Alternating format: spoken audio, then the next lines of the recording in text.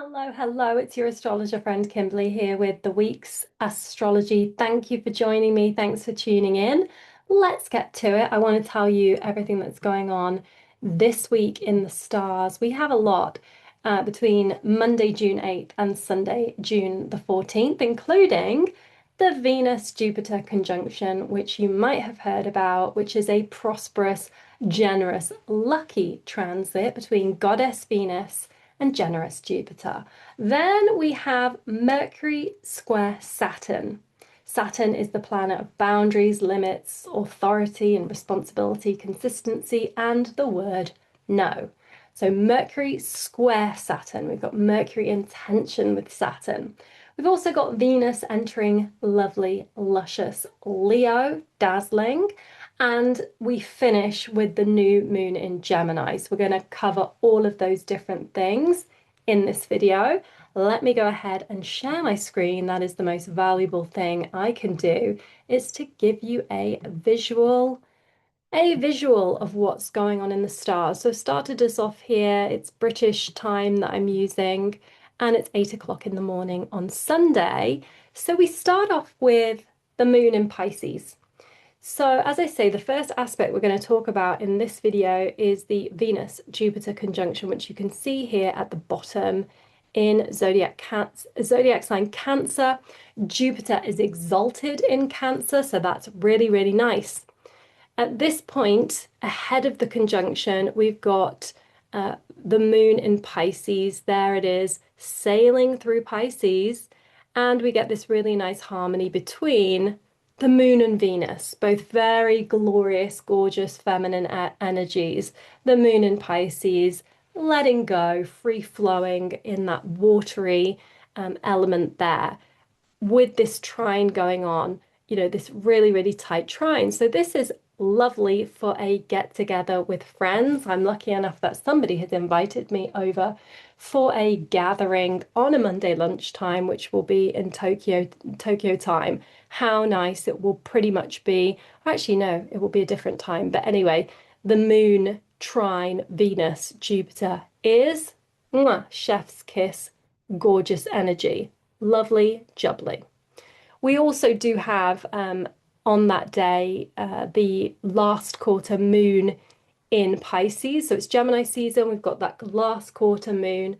So there is this emphasis on Pisces themes being brought over the finish line. So, it's lovely. We've also got the North Node. I haven't included it there, but we've also got the North Node in Pisces. So the eclipse point is still in Pisces. So it's a really nice way to celebrate all that we've experienced since Neptune was in Pisces. So whatever Pisces represents for you, soak it up, lap it up, enjoy, relish. This is a lot of activity in the water element. Moon, Venus, Mercury, North Node, and Jupiter, joyful, generous, jubilant Jupiter there. Now, what happens is, guys, is the moon enters Aries in time for that Jupiter conjunction. So we go British time right through till Tuesday morning, but lo and behold, boom, the moon enters Aries, 10 o'clock Tuesday morning. Now, when planets are moving through Cancer, they answer and respond and are governed and ruled by the moon. So as this conjunction happens, the moon is in Aries, where, it's being a daredevil. Feelings are passionate and fiery. We're a bit inflamed. There's a lot of heat in the stars now as we look at this picture. We've no longer got that Pisces, lovely Pisces pearly moon. We're now dealing with a strong stellium in fire sign Aries. Moon, Neptune, Saturn, Eris and Chiron. Now you'll see that Venus and Jupiter there are square Eris, and more broadly, Chiron too, at the 29th degree of Aries. This is very peppery, spicy energy. If I just think about a cayenne pepper or a hot pepperoni, dished up, this is it. We haven't got loads of calming mozzarella and a nice lassi drink to kind of calm down the heat. Or have we? We've got that Venus-Jupiter conjunction. But as I say, they're being ruled by the planets in Aries. And so while this energy is gorgeous and glorious and favorable and celebratory and expansive, and it gives us this opportunity to focus on what we've been learning with Jupiter in Cancer. And I've been going on about that quite a bit lately. I've been kind of reminding you, I hope, to sort of absorb, focus on like, what have I learned in this 1 year transit? You get a whole year of Jupiter being in a sign. Every time the moon's in Cancer, we can check in. Every time there's planets in Cancer or being aspected, we're reminded, what am I indulging? What am I leaning towards with this Jupiter in Cancer exalted? But at this point, the moon is there, and as it makes its way through the signs, we get this Jupiter-Venus conjunction here. So I think it's around 9 o'clock on Tuesday, 8, 9 o'clock. And, the moon is with Neptune. That's very wishy-washy as well. Neptune being blurred boundaries and confusion. And then you can see Mercury tightening up its square to Saturn. That is pretty uncomfortable too. And right as, Mercury perfects its square, the moon is right there too. Moon Mercury is a bit of a bitchy combination. I'll never forget a few years ago meeting someone with a Moon Mercury dynamic, and I was like, what is it about this person that's kind of like intriguing me in a way where I'm like, what the frick is wrong with this person? Because I was noticing a kind of edge around them, and it's Moon Mercury. So we often know that Moon Venus harsh aspects are also a little bit tenuous, like a little bit gritty, depending on the signs that they're in.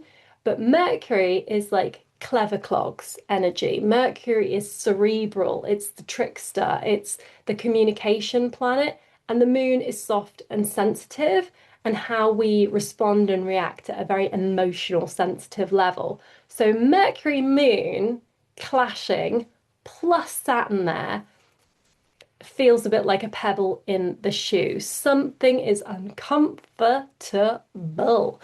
And that is going on Wednesday, very early hours of Wednesday, but you'll probably be feeling it Tuesday, maybe even already now, given that there's this configuration in the stars that's so charged up between planets in Cancer and planets in Aries. And that's why it's so good, even though it's Gemini season, to be aware of the Cancer house in your horoscope and what Jupiter's sort of brought you, and the Aries house of the horoscope and what that represents for you as well. I was just talking to a Pisces rising friend who was saying, Kimberly, tell me all about this conjunction on, next week, the 9th or 10th, depending on time zone.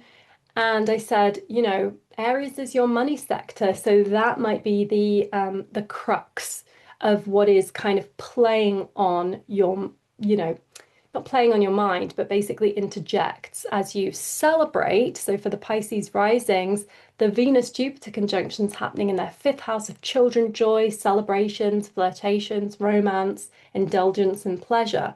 So great ticking of a box there, but at what cost?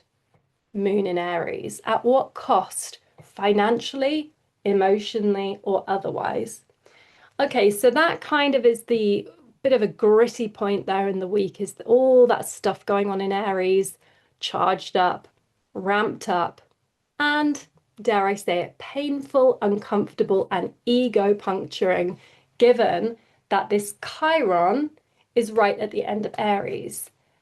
On a personal level, my sun is at 29 degrees Aries, and I have been so feeling my feelings, and I gather this will even be, coming around next week as well. But I've definitely been thinking to myself, wow, that is so painful, emotionally. Thankfully, I don't have a thorn in my buttock or something really literally uncomfortable. I just have an emotional discomfort at the moment. I also have a bit of virus going on, but I wouldn't say that's I would say it's minorly uncomfortable, but you know what I'm getting at. Chiron is the wounded healer. It is that sense of something being not quite right. So we've got that going on.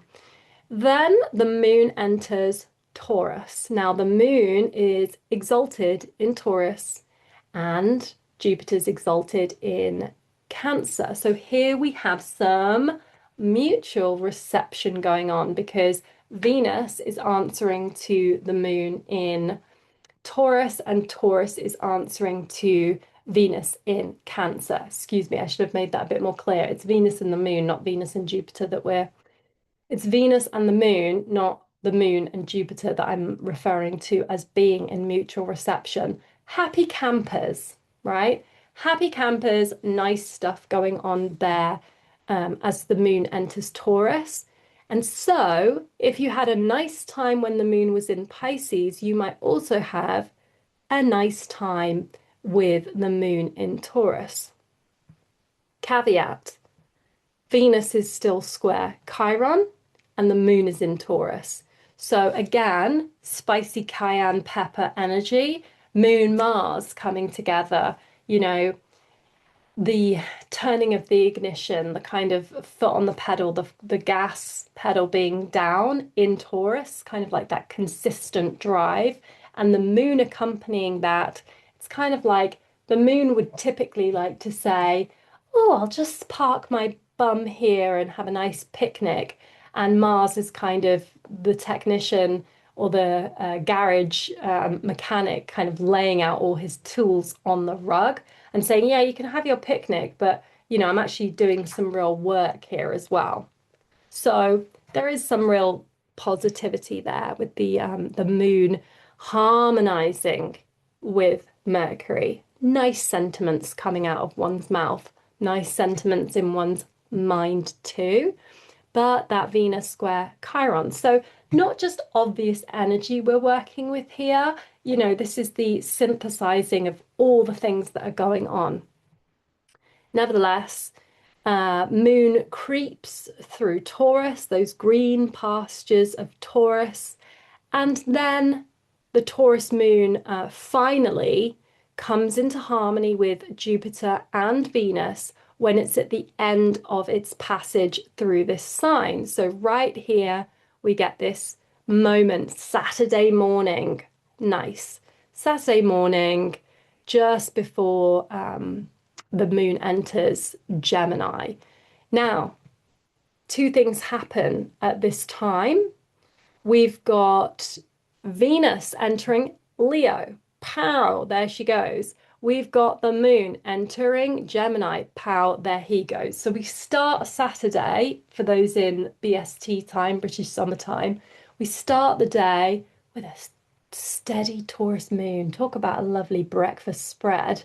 Pancakes drizzled with the finest toppings, be it a compote or a drizzle of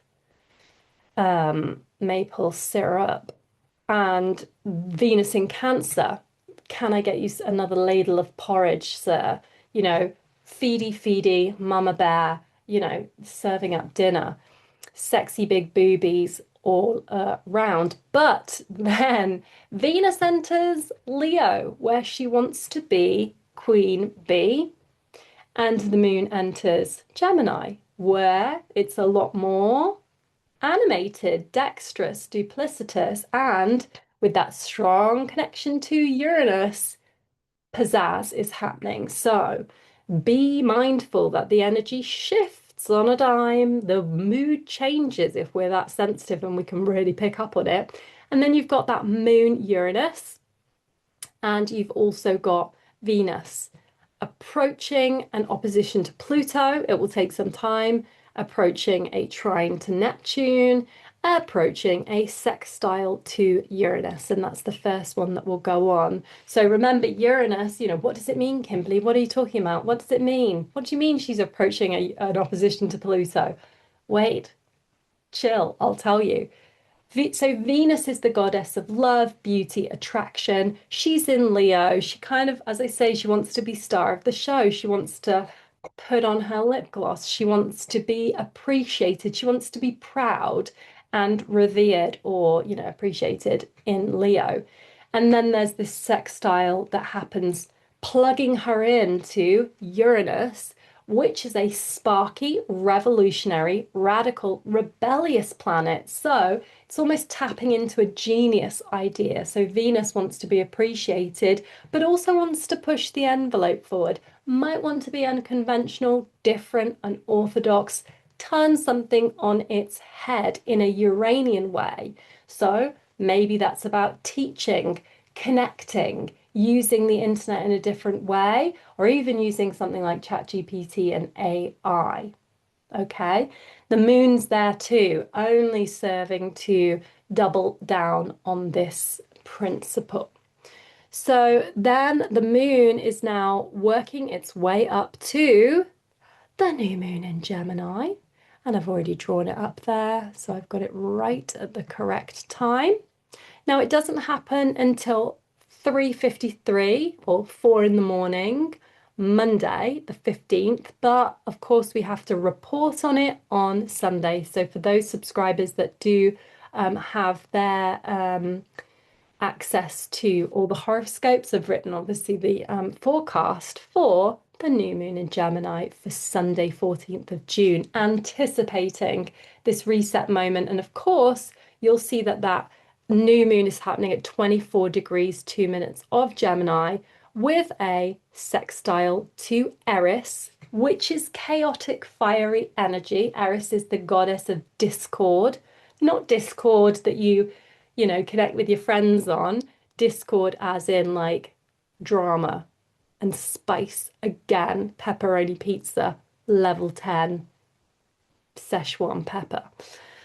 So that new moon is a cosmic reset, and at that time, Venus is also almost at 2 degrees. So she's like 1 degree off that perfect sextile to Uranus, peppering the moment with excitement breezing into view.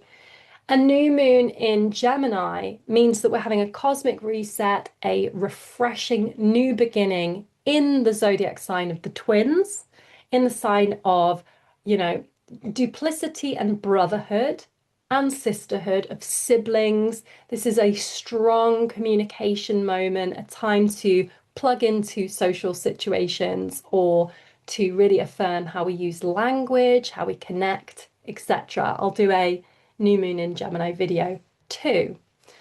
Now, planets in Gemini answer to Mercury. Mercury's in Cancer. So we're kind of not out of the realms of Cancer themes. So we've already had at the beginning of the week the Venus-Jupiter conjunction in Cancer, and now we've got the new moon ruled by Mercury in Cancer. So we're not escaping this emphasis on Cancer and the themes of Cancer that you have in your chart. So, refer to the horoscopes or tune in later in the week where I'll digest what that means sign by sign. But we're thinking motherhood. So we're thinking siblings and sisters or brothers, communication, connection, language, writing projects, starting out as a writer, being rewarded as a writer maybe, but also the themes of sensitivity, nostalgia, care, compassion, empathy, feeding, fueling, nurturing, caring, TLC, comfort. So that's that kind of double entendre, like that double message that we've got there between Gemini and Cancer. And I would say Venus is really coming in to dominate there. And I'm just going to give you a little bit of a sneak preview of what happens the following week. So not this week, but next week, because I'm already into that week writing away.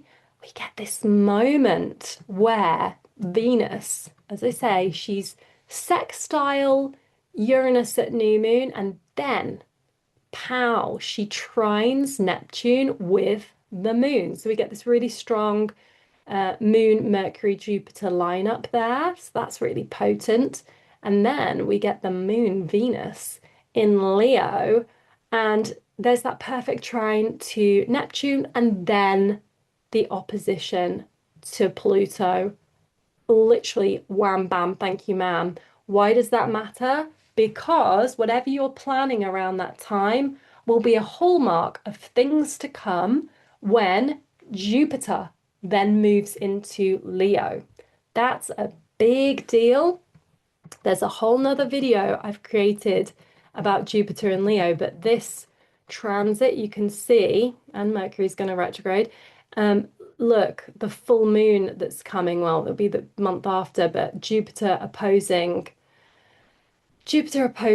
Pluto. Big things, guys. Big things are coming. I will give much more intel and information about that, but it's good to know now because everybody's making summer plans. You're probably scheduling things already in your diary for these days and times. So just look at the top corner of the graph where things are coming in if you want to be planning, or I will let you know as well if you message me. Just send me a DM if you don't know when these dates are. But essentially, we're going to have a seesaw effect between Venus and Pluto and Neptune and Uranus, and then Jupiter opposite Pluto, trine Neptune, sextile Uranus. This is locking in a very rare configuration between these very slow moving planets and Jupiter, which is a generational planet. It takes 1 year, remember, for Jupiter to move through a sign, but this potent entry as Jupiter enters Leo, so it's a big deal. It's a big deal. And what I want you to kind of anticipate or kind of think about ahead of time is the fact that Leo is the lion, the king, the regal one, the zodiac sign, the constellation that is proud, dazzling, loves a party, loves to entertain, charismatic, queendom, queen bee, this resplendent energy of holding court. Opposite, Aquarius energy, cool, laid back, but fierce and, commanding.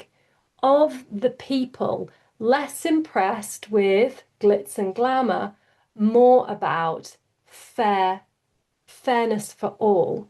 So we've got the influencer and we've got the audience. We've got Queen Bee and we've got fair play, the team that one is on, the broader community. And so we're seeing a lot kicking off, with riots and protests and people feeling a part of a group, part of a club, part of a social scene, socially connected, even without necessarily words, but just being socially connected through tribal markers, like they're my people because this, that, and the other.